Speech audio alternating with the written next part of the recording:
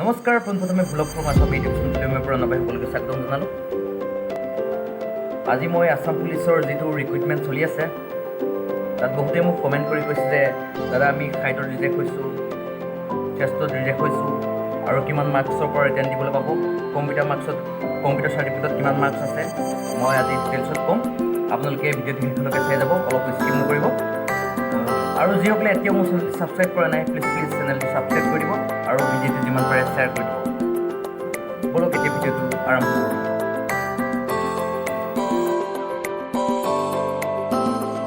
এতিয়া আপোনালোকক মই হাইটৰ বিষয়ে ক'ম। বহুতে কৈ আছে হাইটত ৰিজেক্ট হৈছোঁ, বহুত ফিমেল কেণ্ডিডেট এইবাৰ হাইটত ৰিজেক্ট হৈছে, মানে যোৱাবাৰ হাইটত চিলেক্ট হৈও এইবাৰ হাইটত ৰিজেক্ট হৈছে। কি কাৰণে হৈছে সেইটো জনাম আৰু কিমান হাইট লাগে সেইটো মই গোটেই ভিডিঅ'টোত দি আছোঁ, আপোনালোকে চাই যাওক।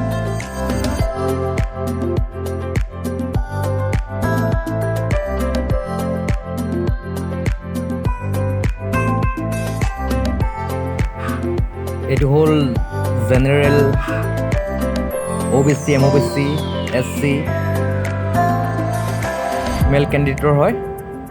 তেখেতসকলক লাগিব 162.56 cm, মানে ফুটত আহিব, ফুটত কৰিলে হ'ব 5.3 ইঞ্চ, মানে 5 ফুট 3 ইঞ্চি হ'ব লাগিব। 5 ফুট 3 ইঞ্চি হ'লেহে হ'ব। এইবাৰ হৈছে female candidate, general, OBC, MOBC, SC কেটেগৰীৰ কাৰণে ফিমেলৰ কিমান হাইট লাগিব আপোনালোকে চাই যাওক।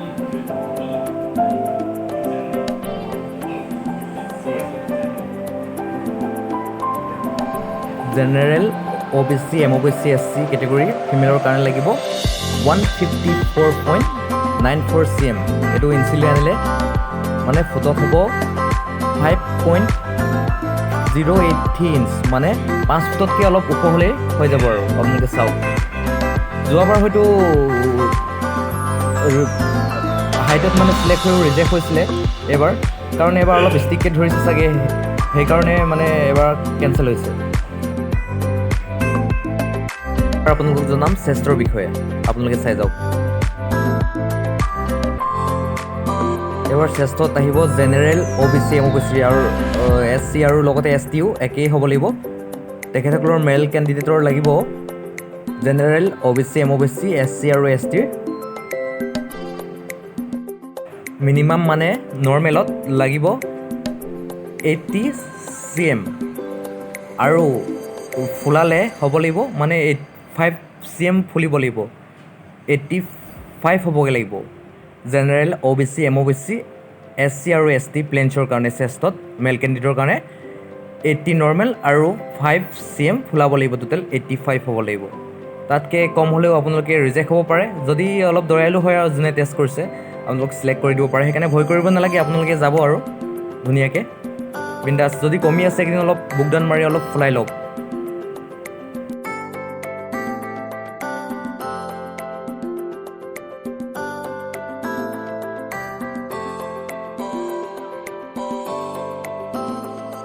এতিয়া বৰ্ডত মই ST হিলছৰ চেষ্টটো বিষয়ে ক'ম। ST হিলছৰ নৰ্মেলত লাগিব 78 cm আৰু ফুলাই মেলি হ'বগৈ লাগিব 83 cm, মানে 5 ইঞ্চি ফুলিব লাগিব, তেতিয়াহে মানে ফিট হ'ব আৰু 5 ইঞ্চি মানে 5 cm ফুলিব লাগিব, 80 cm হ'ব লাগিব। জোখোতে বহুত নিয়ম আছে, মানে বুকুটো একদম নৰ্মেলত থাকোঁতে নৰ্মেলে থাকিব লাগিব লাগে, আৰু যেতিয়া ফুলাওঁতে একদম উশাহটো পূৰা ওপৰলৈ টানি দি পূৰা বাহুকেইটা ফিট কৰি দিব লাগে, তেতিয়া ধুনীয়াকৈ ফুলি যায় আৰু টেনশ্যন ল'ব নালাগে, ধুনীয়াকৈ একদম ফিট কৰি দিব লাগে আৰু উশাহটো ওপৰলৈ ল'ব লাগে।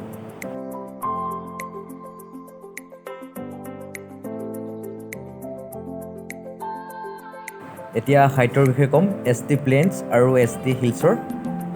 ST প্লেঞ্চ আৰু ST হিলছৰ মেল কেণ্ডিডেটৰ হাইটটো হ'ব লাগিব 160.02 cm, অৰ্থাৎ ফুটলৈ আহিলে মানে ইঞ্চিত হ'ব 5 ফুট 2 ইঞ্চ, মানে 5 ফুট 2 ইঞ্চি মেল কেণ্ডিডেটৰ হ'ব লাগিব।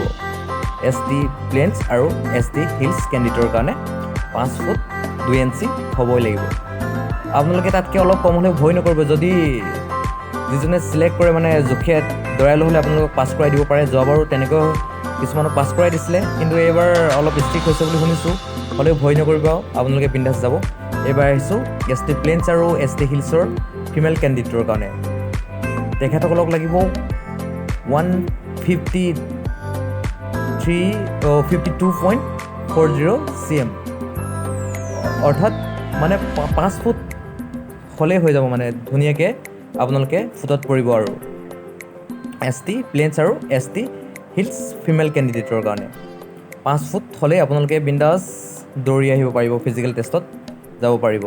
তাতকৈ অলপ কম হ'লেও আপোনালোকে ভয় নকৰিব, যাব। এইবাৰো আপোনালোকে চিলেক্ট হ'ব পাৰে। যোৱাবাৰ চিলেক্ট হোৱা কিছুমানে এইবাৰ হাইটত ৰিজেক্ট হৈছোঁ বুলি কৈছে, কাৰণ এইবাৰ অলপ ষ্ট্ৰিক্টকৈ ধৰিছে চাগে, সেইটো কাৰণে আপোনালোকে চিলেক্ট হোৱা নাই। আপোনালোকে সেইকাৰণে ভয় কৰিব নালাগে, এইবাৰ আকৌ যাব, আকৌ হৈ যাবলৈও আছে, টেনশ্যন নল'ব।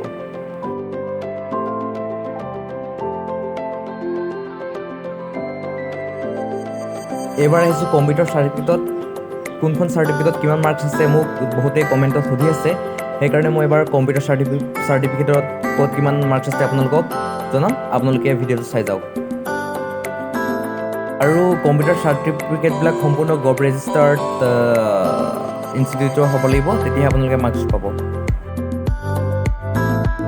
আপোনালোকে চাই লওক, এইটো হ'ল MCA master of computer application. ইয়াত থাকিব 5 মাৰ্কছ। আপোনালোকে মাষ্টাৰ অফ কম্পিউটাৰ এপ্লিকেশ্যন চাৰ্টিফিকেটটো থাকিলে আপোনালোকে পাব 5 মাৰ্কছ। আৰু BCA bachelor of computer application, এইটো চাৰ্টিফিকেট থাকিলে আপোনালোকে পাব 4 মাৰ্কছ। 3 নম্বৰতে আহিলে 2 year ডিপ্ল'মা, মানে 2 বছৰীয়া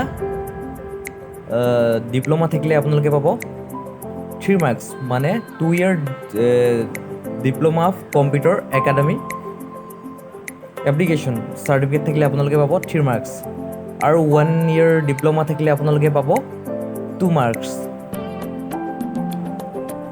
এইকেইটা চাই লওক আপোনালোকে ভালকৈ। 5, 4, 3, 2 মানে MCA থাকিলে 5, BCA থাকিলে 4, 2 year ডিপ্ল'মা থাকিলে 3, 1 year ডিপ্ল'মা থাকিলে 2, আৰু 6 month কৰ্চৰ আপোনালোকৰ যদি কম্পিউটাৰ চাৰ্টিফিকেট আছে তেতিয়া আপোনালোকে মাৰ্কছ পাব, তেতিয়া পাব আপোনালোকে 1 মাৰ্কছ। আপোনালোকে ভালকৈ চাই লওক কম্পিউটাৰ কোনখন চাৰ্টিফিকেটত কিমান মাৰ্কছ আছে, আপোনালোকে এবাৰ ভালকৈ চাই লওক। MCA 5, BCA 4, 2 year ডিপ্ল'মাত 1, 1 year ডিপ্ল'মাত 2, আৰু ছমহীয়া কৰ্চত আছে 1 নম্বৰ। গতিকে আপোনালোকে ইয়াৰ ভিতৰত যিকোনো এখন চাৰ্টিফিকেট থাকিলে আপোনালোকে মাৰ্কছ পাব, মানে সেই চাৰ্টিফিকেট অনুযায়ী মাৰ্কছ পাব। আপোনালোকে ভালদৰে চাই লওক।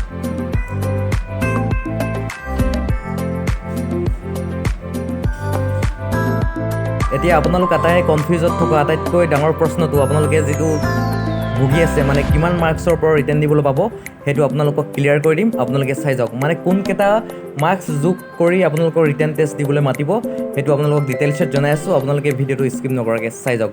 আৰু যিসকলে এতিয়াও মোৰ চেনেলটি ছাবস্ক্ৰাইব কৰা নাই, প্লিজ চেনেলটি ছাবস্ক্ৰাইব কৰি দিব, আৰু ভিডিঅ'টো যিমান পাৰে শ্বেয়াৰ কৰিব, আৰু বেল আইকনটো দবাই থ'ব। হ'ল ৰানিঙত 20 মাৰ্কছ, লং জাম্পত আছে 20 মাৰ্কছ,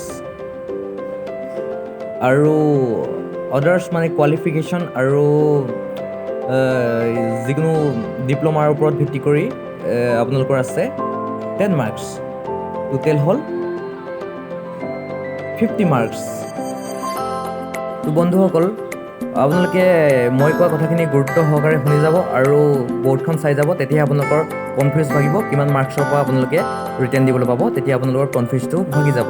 এতিয়া আপোনালোকে চাই যাওক আৰু কথাখিনি ধুনীয়াকৈ শুনি যাওক। এতিয়া মই ধৰি লৈছোঁ কোনোবা এজনে ৰানিঙত পালে 12 মাৰ্কছ আৰু লং জাম্পত পালে 16 মাৰ্কছ। এতিয়া এই দুটা প্লাছ কৰি হ'ব 28 মাৰ্কছ। দুইটাকে প্লাছ কৰি দিছোঁ, লং জাম্প আৰু ৰানিঙৰ মাৰ্কছটো দুটা যোগ কৰিলে হ'ব 28 মাৰ্কছ। 28 মাৰ্কছ আৰু গোটেই কোৱালিফিকেশ্যন মানে অৰ্থাৎ ডিপ্ল'মা কম্পিউটাৰ হওক বা NCC হওক বা আপোনালোকৰ হায়াৰ ছেকেণ্ডেৰী বা BA কোৱালিফিকেশ্যনৰ পৰা আপোনালোকৰ মাৰ্কছ আহিলে ধৰি লৈছোঁ আপোনালোকৰ কোৱালিফিকেশ্যনৰ পৰা আহিলে 2 মাৰ্কছ ধৰি লৈছোঁ, আৰু কম্পিউটাৰৰ পৰা আহিলে 2 মাৰ্কছ, আৰু ধৰি লৈছোঁ NCCৰ পৰা আহিলে আপোনালোকৰ 1 মাৰ্কছ। এইটো লগালো হ'ল। অৰ্ডাৰৰ পৰা আহিলে আপোনালোকৰ 5 মাৰ্কছ।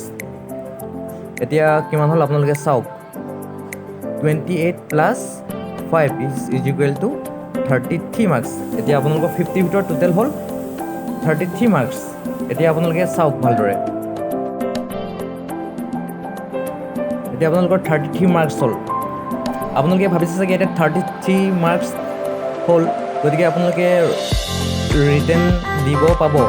সেইটো নহয় বন্ধুসকল, আপোনালোকৰ ৰিটেন টেষ্ট দিবলৈ আপোনালোকক মাতিব ৰানিং আৰু লং জাম্পৰ মাৰ্কছটো চাই। পিছতহে আপোনালোকৰ ৰিটেন টেষ্টৰ পিছতহে আপোনালোকৰ অৰ্ডাৰ মাৰ্কছটো মানে যোগ কৰিব। অৰ্ডাৰ 10 মাৰ্কছ আছে যে, সেই 10 মাৰ্কছটো আপোনালোকৰ এইটো ৰিটেন টেষ্টৰ পিছত প্লাছ কৰি দিব। এতিয়া আপোনালোকৰ মাৰ্কশ্বিটখনত আছে সেই মাৰ্কছটো।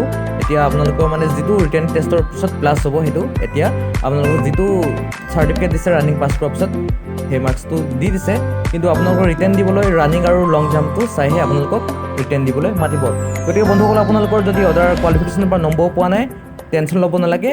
আপোনালোকে ধুনীয়াকৈ ৰানিং দিবলৈ পাব। আপোনালোকৰ লং জাম্প আৰু ৰানিঙৰ মাৰ্কছটো চাই আপোনালোকক ৰিটেন দিবলৈ মাতিব। বন্ধুসকল, যিসকলে ফিজিকেল টেষ্ট দি আহিলে তেওঁলোকে এতিয়া ৰিটেনৰ কাৰণে পঢ়ক, আৰু যিসকলে এতিয়াও ফিজিকেল টেষ্ট দিয়া নাই তেখেতসকলে পূৰা ৰানিং কৰি থাকক আৰু ঘৰত ধুনীয়াকৈ ৰিটেনৰ কাৰণে পঢ়ি থাকক।